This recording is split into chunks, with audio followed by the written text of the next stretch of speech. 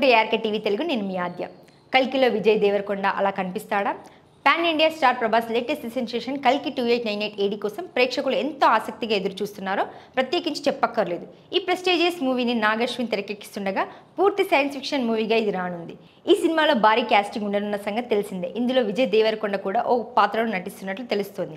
ఆయన చేసేది ఒక క్యామియో పాత్ర అని కొందరు, కాదు ఫుల్ లెంగ్త్ రోల్ అని కొందరు వాదిస్తున్నారు. ఇప్పుడు విజయ్ దేవరకొండ పాత్రకు సంబంధించి ఓ వార్త నెట్టింట చక్కర్లు కొడుతోంది. ఈ సినిమాలో విజయ్ దేవరకొండ అర్జునుడిగా కనిపిస్తాడట. మహాభారతంలోని అర్జునుడి పాత్ర నుండి ఈ పాత్రను స్ఫూర్తిగా తీసుకున్నారట మేకర్స్. అయితే ఈ విషయంపై క్లారిటీ రావాల్సి ఉంది. ఇక మరో హీరో దుల్కర్ సల్మాన్ కూడా ఈ సినిమాలో నటిస్తుండటం, ఆయన పాత్ర ఏమై ఉంటుందా అనే చర్చ సాగుతోంది.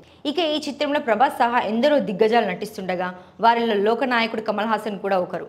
మరి కమల్ ఈ సినిమాలో విలన్గా నటిస్తున్నట్లు ఆల్రెడీ టాక్ ఉన్న సంగతి తెలిసిందే. కానీ ఇప్పుడు లేటెస్ట్ స్ట్రాంగ్ అప్డేట్ ఏమిటంటే ఈ సినిమాలో విలన్గా మరో నటుడు కనిపిస్తారని తెలుస్తోంది. అతడే బెంగాలీ ప్రముఖ నటుడు శాశ్వత్ చటర్జీ నటిస్తున్నారట. బెంగాలీలో తనకి మంచి క్రేజ్ ఉంది, అలాగే తన నటనకి కూడా మంచి అభిమానులు ఉన్నారు.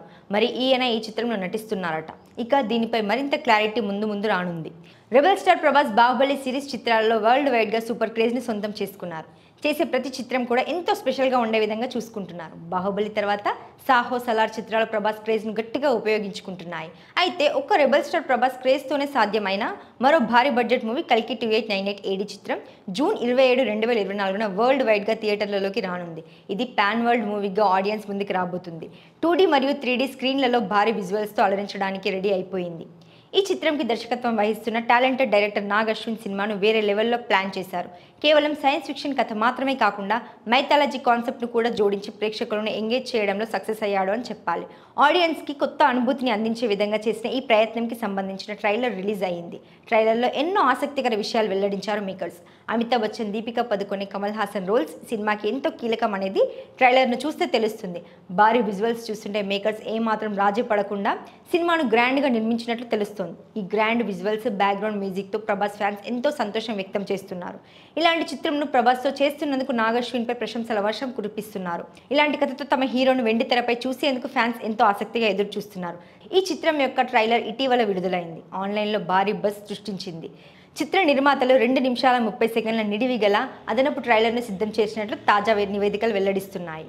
ఇది సినిమా ప్రీమియర్కి వారం ముందు విడుదల చేయడానికి షెడ్యూల్ చేయబడింది. బృందం నుండి అధికారిక ధృవీకరణ ఇంకా పెండింగ్లో ఉన్నప్పటికీ ఈ కొత్త ట్రైలర్లో మొదటి ట్రైలర్లోని కొన్ని ఉత్కంఠభరిత సన్నివేశాలతో పాటు మునిపెన్నడు చూడని ఫుటేజ్ మరియు పాత్రలు ఉంటాయి. ఈ చిత్రంలో అమితాబ్ బచ్చన్ కథాంశాన్ని గణనీయంగా ప్రభావితం చేసి కీలకమైన పాత్రను పోషించడం జరిగింది. అయితే ఒకచోట ఈ చిత్రాన్ని ఒకరోజు ముందుగానే రిలీజ్ చేస్తున్నారు.